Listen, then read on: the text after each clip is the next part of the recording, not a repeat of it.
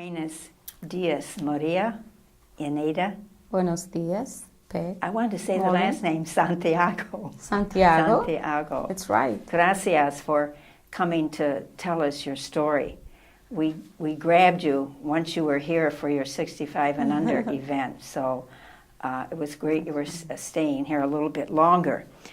Tell us a little bit about your beginnings, Eneida, where you grew up, your family, what got you to this point of being an Adrian Dominican. Well, I'm from Dominican Republic, double Dominicans, as we Right. said. Right. And I'm from the north part of the country. I was born in San Francisco de Macorís, in the north, in a countryside area. And my first years, I lived there with my family. I have a large family. When I was 5, I moved to the capital with my family because my dad was looking for a better job, to better the family life. And so we moved to the capital. When you say a large family, what, your brothers and sisters, Yes, how many are you? I have 14 siblings. And 14 siblings. Okay. 9 brothers and 4 sisters. Wow. And where do you come? I'm number 10. My, Yeah. it's a big family. So when we moved to the capital, Right. I was number 10. I was one of the little ones, Then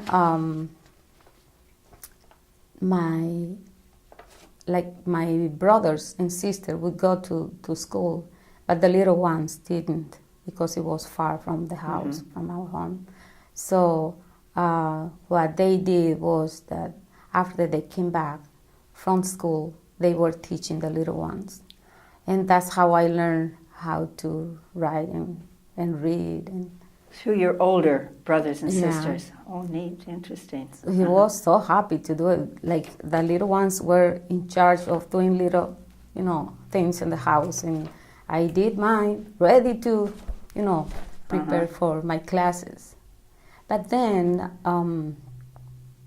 in a couple of years, when I moved with my godmother to San Francisco again, but in the town. And To where? San Francisco is my hometown. Is the name of the hometown. Yes. You moved back. Yeah, I Okay. moved back Okay. in the city, in the town, and I lived with her for 5 years, and I went to school there. Then they were very happy years with her, but then Did you see your family at all? yeah, then? I used to come to to see my family, to visit my family every summer Okay. for vacations. Mhm. Yes, and then when I was 14, I came back home, and it was marvelous being back again with my Certainly. sisters and brothers, Mhm. even though many of them got married, the first. The oldest ones. Yeah, the Mhm. oldest. And then, we went to school. It was a private school because the public school was far from the house, even though we were in the city, but outside of the capital, I meant. Grew up there with them. I remember that since I was little, we used to pray every day, pray as a family, and pray the rosary. Right. And my brothers and sisters would take time to pray, And I grew up in a Catholic family and very involved in the parish, my home parish. Well, when I, grew to my adolescence days, and I became very involved in my home parish. And any group of youth, I was there, Good. And so I was participating. I was a member of the choir, the prayer group for young people. I was catechist. I even was once the secretary of my parish. Wow. And then at the same time, I was going to university. Got a boyfriend and all this life, All right, now the university, is that the high school? Or was after that a real, high school, after the university. I went to. And then you slipped over that, you had a boyfriend, okay? Yeah, and so you had the good life.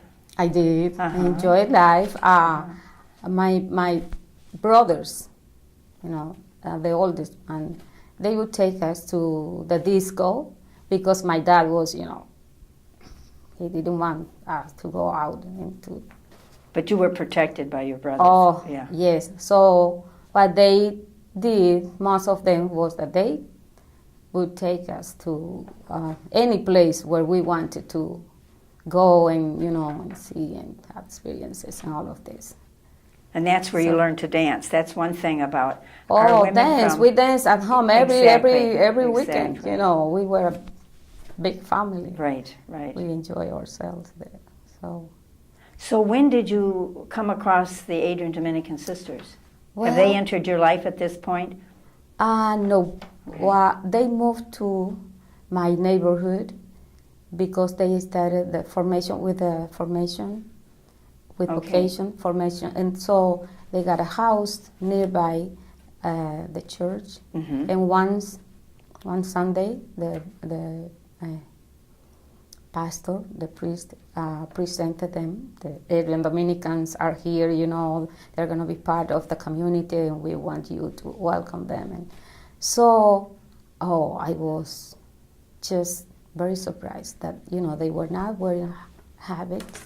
What year was this? And it was 1987. Okay. Yeah. So, and they started, to work with with pastoral work and giving retreats and convivencias to the young women and discernment groups, and so they got very involved in my parish. So they started inviting, some of my friends to come to the house and meet them and have like a discernment time with them. So I always put this aside, and I said, oh yes, I'll do it. I'll go later. And then once I said, well, why not? I'm going to try it. But it was because at the same time, God was working through all of my experiences in my parish, in my community, and meeting with them was also. When you say God was working with you, through you at that time? Well, because since I was very committed to what I was doing in my home parish, like visiting people in jail and praying with them, and a prayer group, youth group that I was. And also I was a catechist, I said before. So I was going to university too. So I was all involved in this, but I felt that there was something else, and I didn't know what was it. It was God's call. When I started with the sisters, with the discernment, at the same time I went to visit a priest, and I had a conversation with him and telling him about all of this. and he suggested me to meet the Dominicans, the Adrian Dominicans. And I said, oh, I'm working with them. I'm having some discernment, some conversations, Good. and all of this. So that's how, the discernment time was about 6 months. But before that, I know that, It's something was happening in my life. The And call when was there, yeah. Yes, and when I started to share this with my friends at church, many of them were laughing at me because they say, "Oh no, what you need is, get a boyfriend, get someone, and live your life. How come you're, telling us that you're going to be a nun, that you're thinking to be a sister?" And I saw it. So, but one of them told me, don't pay attention to them. Just listen to what God is telling you in your in your heart. So that's what I did. And Who were the sisters that you were working with, the discernment? Sister Ana Felix, Yeah, my beloved Ana. yeah, she's a special person. She is. Mm-hmm. She has been for many of us Right. in the DR, Mm-hmm. people that we were entering at the same time. Almost. So then, when did you enter the convent, or how did that come about? You had to come over here. Had you been to the United States before? No, let Oh, me you tell you that I never thought of coming to the States because I grew up with the thought that, all the Americans were just bad. They were bad people because of the invasion we had Right. twice. That's right. And so I grew up listening to this at school, that, the gringos, that, Right. Mm-hmm. So I never thought of coming to the States. But then, during this sermon time and talking to the sisters and to other people too, and praying with God, and what is it that you are calling me to? So I remember once I came to the States was for my interview to apply, and I met more of the sisters, and I went to visit some of them.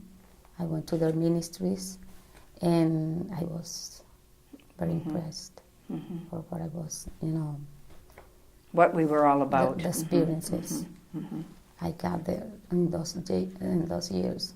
So by the time I wrote my letter asking the congregation to allow me to enter, I remember I wrote down in my letter that it was not what I thought before. Like, North American people are not just, my awareness of the system, it was not just the North Americans, but the system. Right. Mm-hmm. So,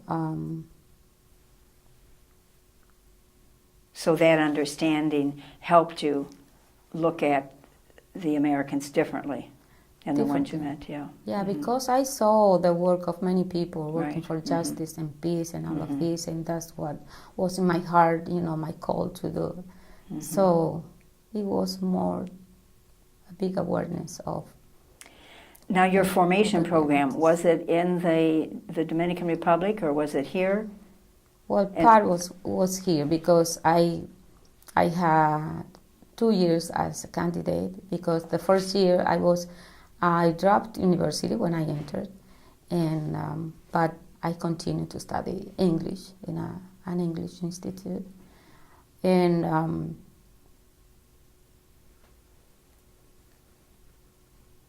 I got lost. No, and then so then but you did have some formation in the Dominican Republic and here in the United States. In Well, St. at Louis? the end of the first year, I was asked if I felt ready to come for the novitiate, the canonical year, And I said, no, I don't think. So Okay.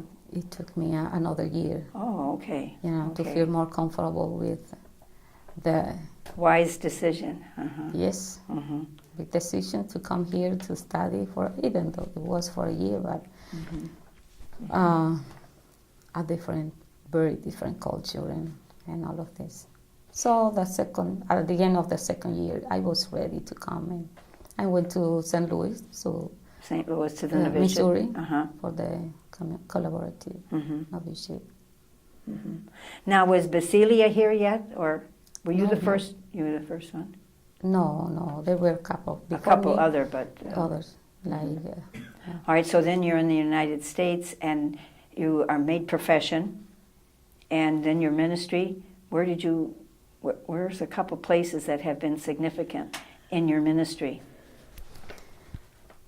well, after my novitiate, I went back, and I was teaching in a school, high school. I was teaching English, Good. yes, and English and French. Because before, when I was studying at university, before I entered, I was taking a bachelor in languages. So now you know 3 languages. Well, you know what? If you don't practice the language, Yeah. you miss it. So I don't speak French anymore. Yeah.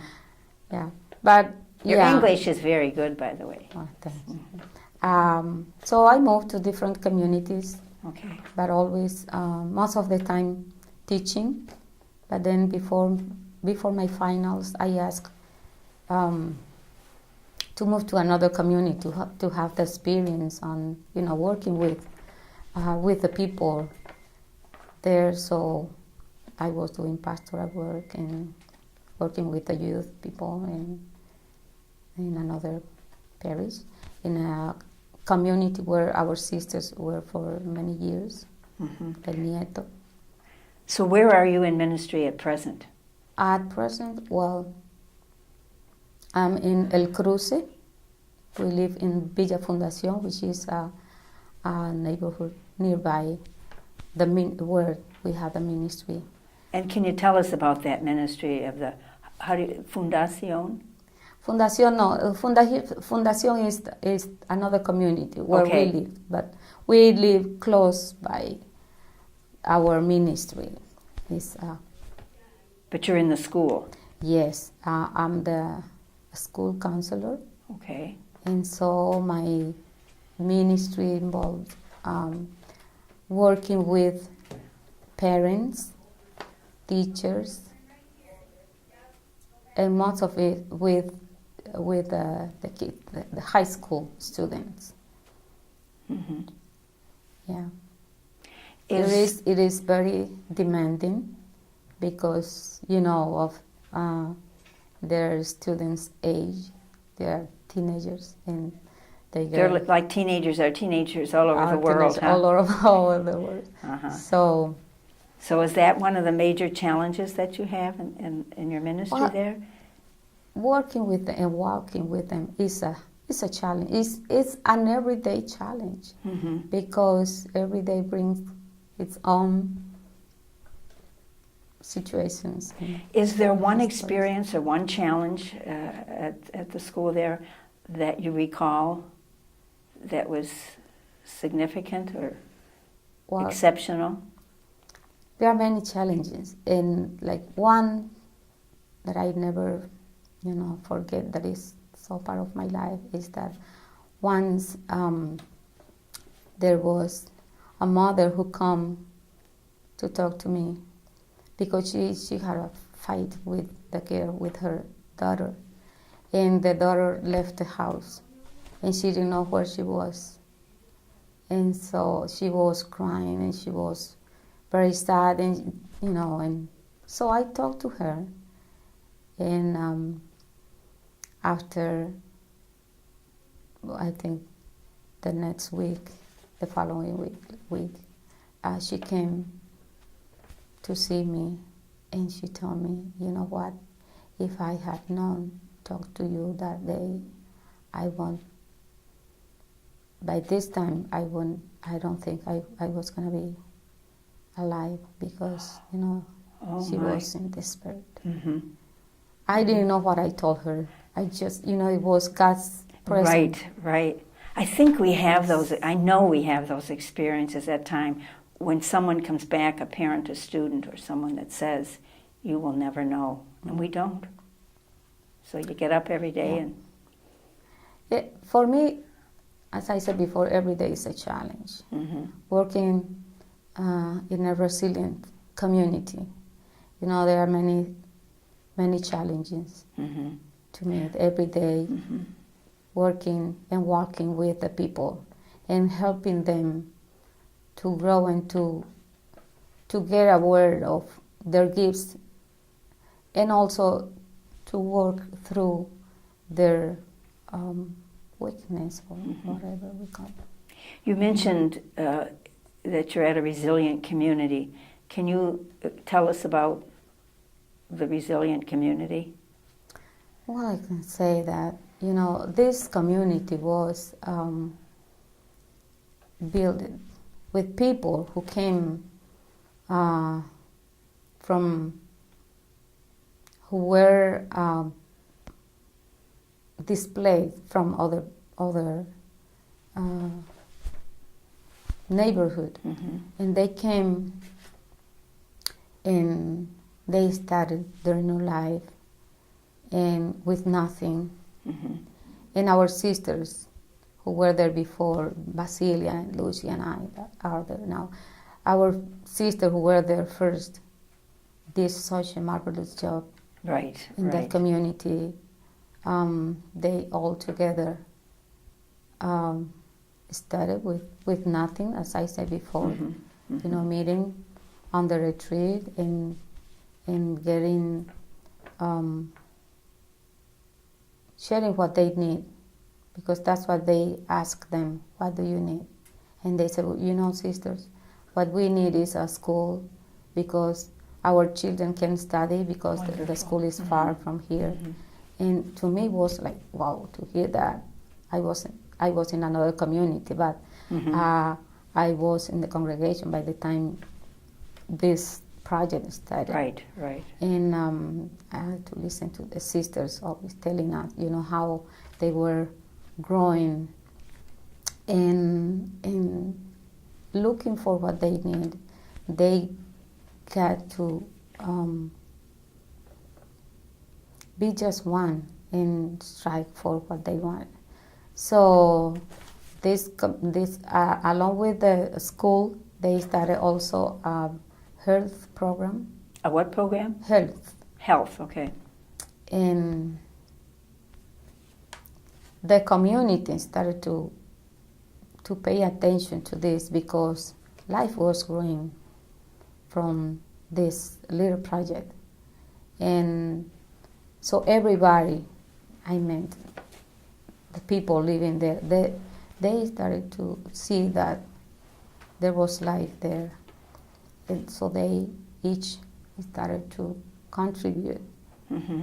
Mm-hmm. To this project that became not just the school, because the school became like the center of the community, but Mm-hmm. it was because it was the first thing that they started. And then it has become, that grown. It keeps growing. It's not just the project, but the whole community values what they have done, what they have gotten. And nowadays, there are many people moving to the community, but it's because of the development of the community. Mm-hmm. Is that all over the Dominican Republic? Because you mentioned earlier about the trouble that was over there, and I know some of our women, really had some trouble with the government, et cetera, and your feelings toward the Americans. Is life over in the DR different?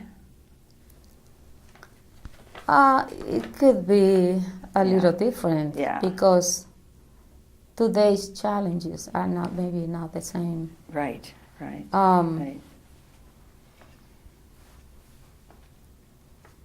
In many ways, it's different.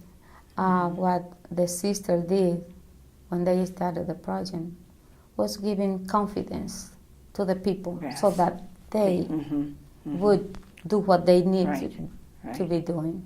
Right. So that's why the community now has growing conscience, and in so many different ways.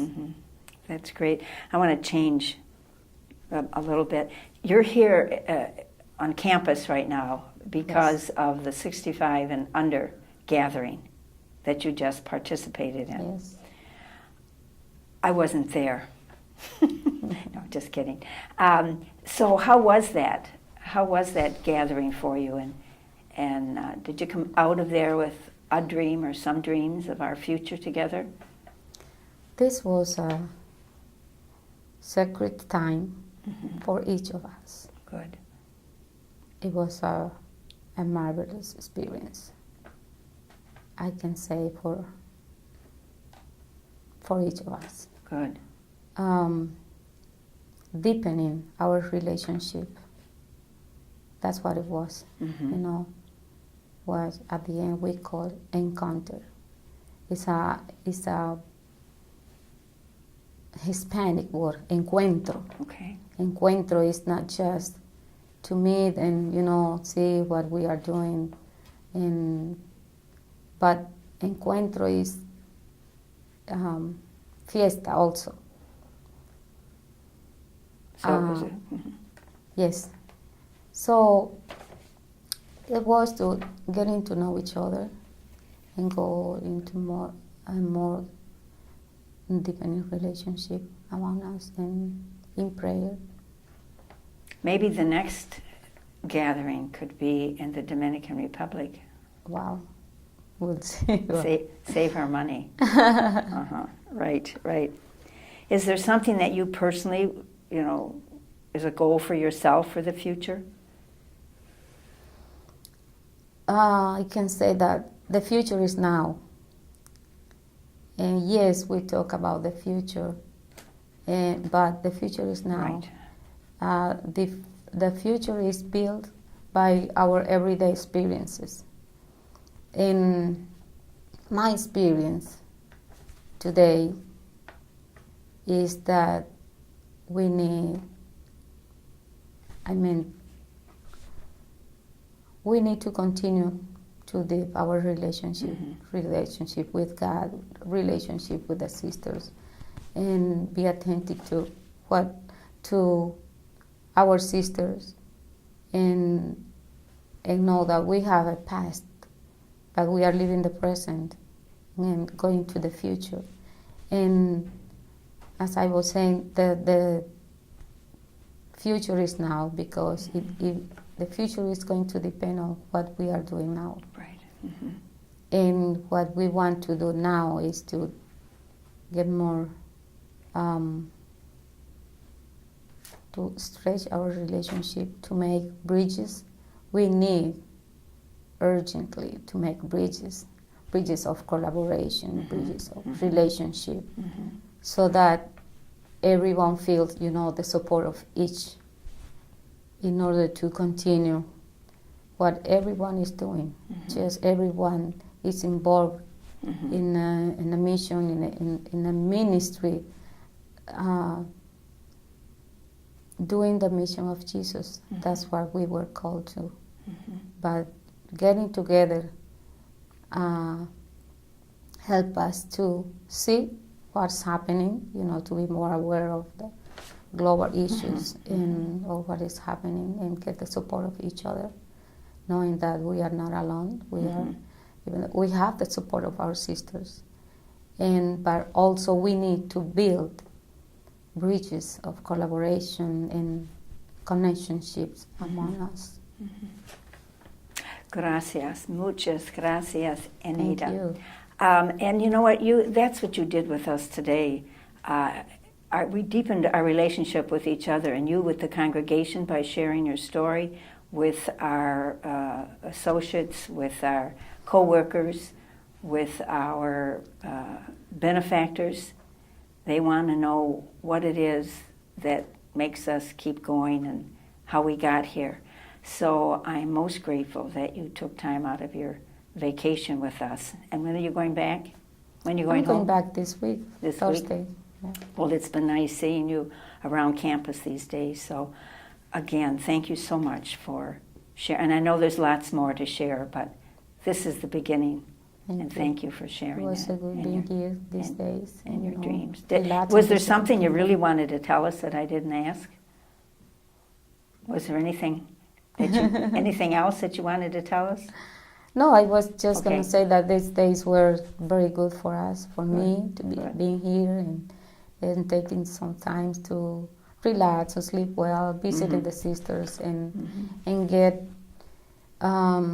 getting the strength to continue my Mhm. mission with more energy and love, Right, and knowing right. that I have a community behind me, Good. supporting me in the mission of Jesus. Well, and we look forward to seeing you next summer Yep. when we have our gathering. Hope so.